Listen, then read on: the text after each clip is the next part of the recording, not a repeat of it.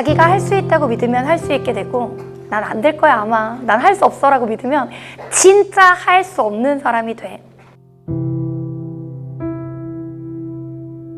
1년 동안 내가 진짜 열심히 하고 나의 가능성을 시험해보고 내가 무엇을 향해 도전해보고 열정을 보였던 그 기록이 정말 좋은 결과로 나타나잖아? 그럼 진짜 자기가 너무 좋아질 거야. 나 멋진 사람이네, 내가 하면 되는 사람이었구나, 나도 할 수 있구나 라고 하면서 자기의 자존감이 높아지면서 앞으로 뭘 해도 난 할 수 있는 사람, 그때도 해냈는데 왜 내가 못하겠어 라는 식의 자신감으로 나타나.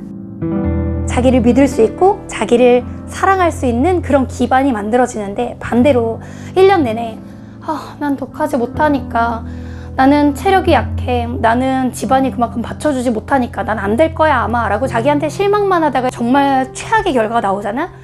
그때 느끼는 좌절과 자기 혐오감, 그게 평생을 꼬리표처럼 쫓아다녀.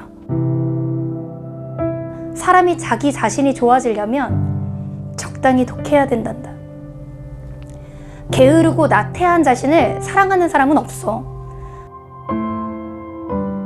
사람은 언제 자기 자신을 좋아하냐면, 해야 될 게 있을 때 성취하는 자신을 좋아하고, 계획이 있을 때 그걸 달성하는 자신을 좋아하고, 목표가 있을 때 도달하는 자기 자신을 사랑하는 거라고. 나 이거 해야지 라고 했을 때 그걸 이뤄내는 자기가 좋은 거지. 핑계만 대면서 이번도 패스, 그냥 내일부터, 다음 주부터, 다음 달부터, 내년부터로 계속 미루게 되면 행복과 자존감도 뒤로 계속 미뤄지게 된다고 나는 생각해. 선생님 어떻게 그렇게 자존감이 높으세요? 이렇게 물어보는데, 나는 항상 그랬어.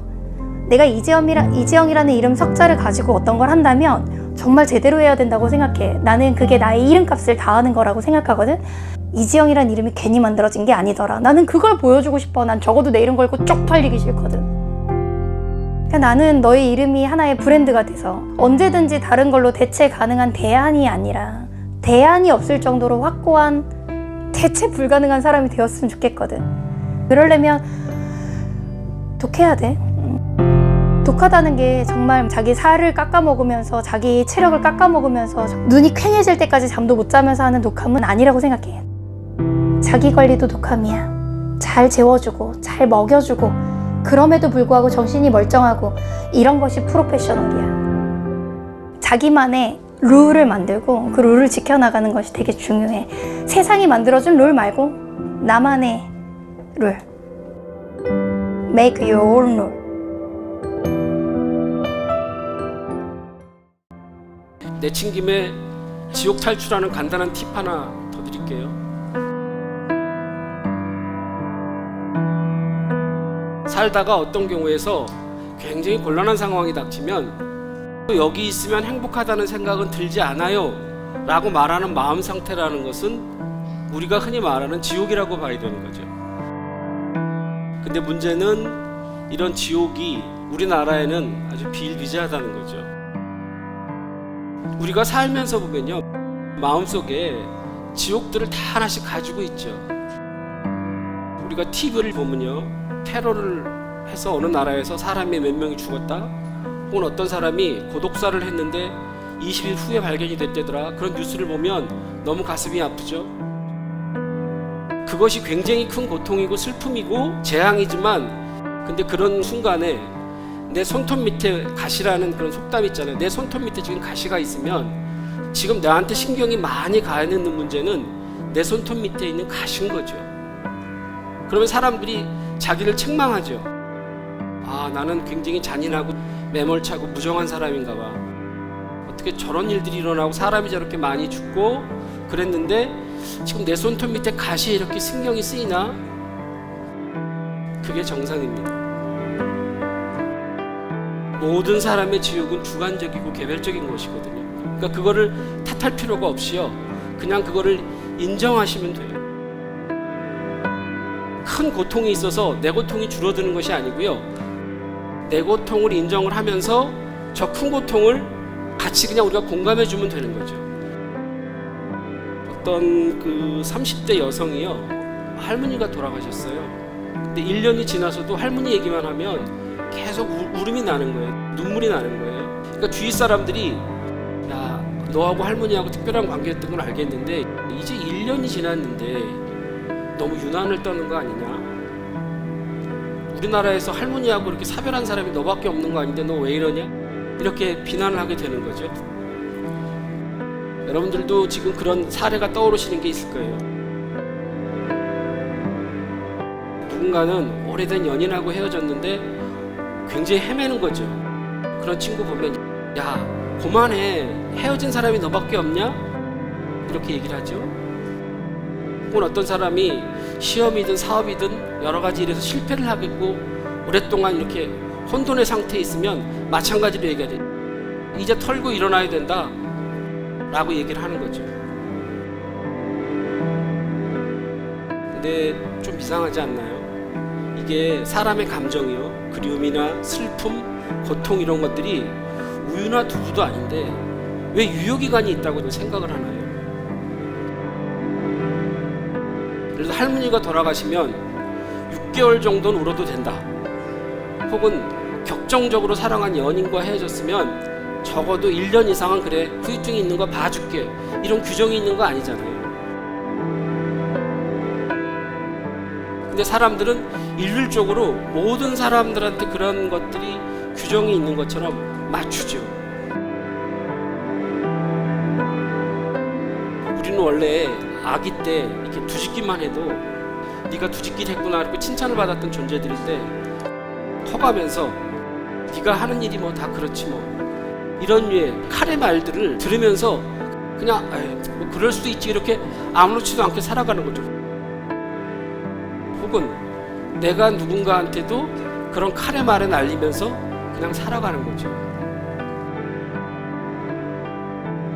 그래서 저는 이런 말들이요, 내 속도가 아니라 남의 속도만 강조하는 삶의 태도, 이런 거에서 비롯된다고 보거든요. 그래서 아이들한테 위인전 많이 읽히잖아요. 혹은 누군가를 롤모델로 삼아서 훌륭한 사람이 되면 좋겠다, 혹은 멘토라는 개념, 이거 저는 지극히 잘못됐다고 생각해요. 왜냐하면 내 속도가 아니니까요. 민달팽이는요, 이쪽 입에서 이쪽 입으로 옮겨가는데 1시간이 넘게 걸립니다. 지구상에서 가장 빠르다는 치타는요 1시간에 110km 달립니다.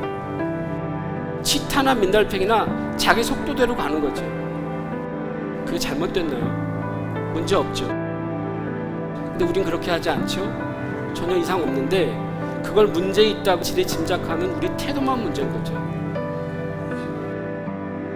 달팽이한테 치타를 롤모델로 해서 전력으로 달리라고 요구합니다. 달팽이한테 비난을 하죠. 왜 그렇게 사냐? 열심히 살질 않냐? 라고 비난을 하는 거죠. 이런 것들이 우리는 부모 자식 간에, 혹은 직장에서 상사와 부하 간에, 동료 간에, 뭐 후배와 선배 간에 아주 아무렇지도 않게 이렇게 일상화된 세상에서 우리가 지금 살고 있다라고 생각을 합니다. 내친 김에 지옥 탈출하는 간단한 팁 하나 더 드릴게요. 살다가 어떤 경우에서 굉장히 곤란한 상황이 닥치면 생각이 바뀌었어, 그러시면 돼요. 거의 알러지 현상이 있어요. 우리나라가 말을 바꾸는 거에 대해서 알러지 현상이 있는데 바꾸셔도 돼요. 바뀌어야 정상인 거예요. 시간이 가면 내 생각이나 감정은 바뀌게 됩니다. 그 유명한 영화 대사 있죠. 어떻게 사랑이 변하니? 변하죠. 변해야 사람이고 변해야 정상인 거죠. 그래서 혹시 후배나 동료나 선배나 이런 사람들이 어떤 사람 때문에 너무너무 힘이 들다라고 여러분들한테 이렇게 고민을 털어놓을 때요, 생각이 바뀌었다고 말해 라고 한번 조언해주면 얼굴이 확 색깔이 바뀌어져요. 그렇게 생각을 해본 적이 한 번도 없는 거예요. 시어머니 문제에서 며느리가 이렇게 열심히 모시겠다는 실제로 모셔보니까 문제가 너무 많아요. 얘기할 수 있는 거죠. 생각이 바뀌었어요, 어머니. 그러면 거기서부터 어떤 문제의 해결책이 나오는 거죠. 마지막으로 제가 드리고 싶은 말씀은요, 내가 어떤 것이 필요하다라고 얘기를 하면 내가 지금 하고 있는 일이 있는데 왜 저걸 자꾸 원하지? 미쳤나봐, 어리석은가봐 라고 얘기하실 게 아니고요, 나한테 저게 필요한 건가 보다 라고 생각하시는 게 정답인 거예요. 그것이 자기 속도로 가는 길이다, 그런 것이 옳은 일이다